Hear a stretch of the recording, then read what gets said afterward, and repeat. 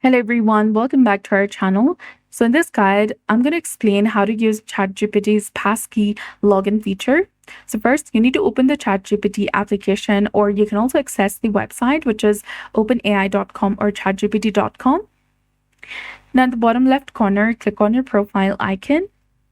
From the menu that appears, select Settings. Within Settings, navigate to the Security tab, which is between Storage and Parental Controls.